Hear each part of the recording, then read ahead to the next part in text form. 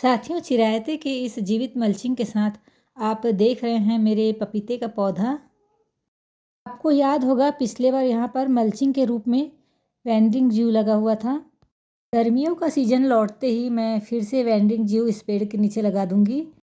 इसके साथ ही भाइयों बहनों साथियों, स्वागत है आप सबका मेरे यूट्यूब चैनल इजी गार्डनिंग में।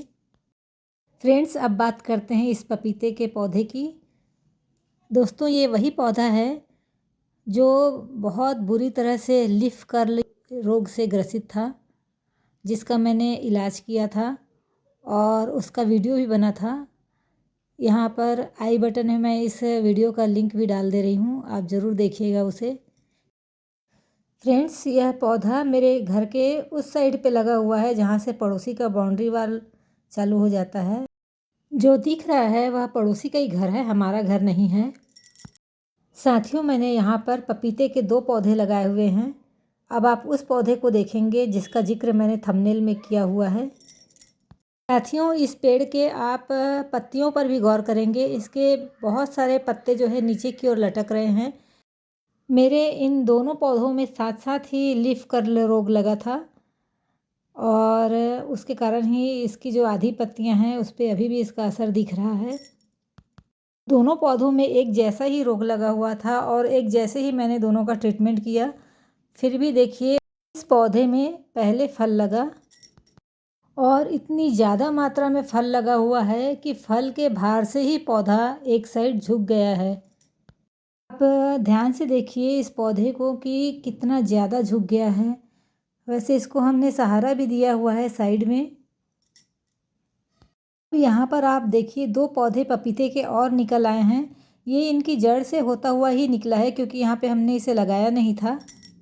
ये रस्सी के सहारे मैंने इस पपीते के पौधे को यहाँ पे बांधा हुआ है एक मजबूत वायर से, लेकिन ये इतना झुका है, इतना भारी है कि वो उस सहारे को भी अपनी ओर खींच ले रहा है।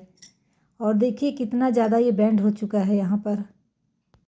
साथियों, कहा जाता है कि जिस भी फलदार पौधे में ऐसे नीचे में फिर से नए पौधे उगाते हैं उसकी जड़ों से होकर उस पौधे को हटा देना चाहिए। लेकिन देखिए, मेरा पौधा तो वैसे ही इतना हेल्दी है, इतना फलों से भरा हुआ है, तो इस पर उसका कोई असर नहीं हो रहा है।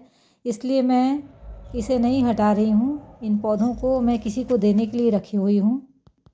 फ्रेंड्स, पपीते के पेड़ से पपीता तोड़ने का मज़ा भी कुछ और ही होता है। देखिए कितनी आसानी से यह टूट जाता है। किसी भी दूसरे पेड़ की अपेक्षा इसका फल बहुत आसानी से टूटता है। आप अगर मेरे पपीते के पेड़ को अगर देख रहे हैं तो इनके तने पर भी गौर कीजिए कि यह पपीता बहुत बड़ा नहीं है, बहुत पुराना नहीं है। ये अभी अभी का पपीते का पौधा है। देखिए कितना पतला उसका तना है और उसमें कितने ढेर सारे फल लगे हुए हैं।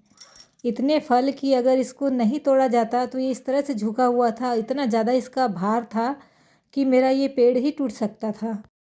हम लोग सोचे तो थे कि पपीता जो है पेड़ पर ही पकेगा तब तोड़ेंगे, लेकिन इसकी कंडीशन ऐसी थी कि पेड़ ही टूट सकता था, इसलिए इसको कच्चे में ही तोड़ना पड़ रहा है। इस तरह से हमने यहाँ पर 4 पपीते तोड़ लिए। ये पपीते वीडियो में भले नहीं समझ आएगा पर बहुत भारी है और काफ़ी बड़े साइज़ के हैं। कहते ना, तुरंत दान महाकल्याण। तो मैंने सबसे पहले तो अपनी पोछा वाली बाई को एक पपीता दान कर दिया। एक पपीता मैंने मम्मी के घर भिजवा दिया। एक पपीते की हमारे घर सब्जी बनी और एक पपीते से मैंने कोफ्ते की सब्जी बनाई थी। मिलते हैं अगले वीडियो पर। Thank you, good bye.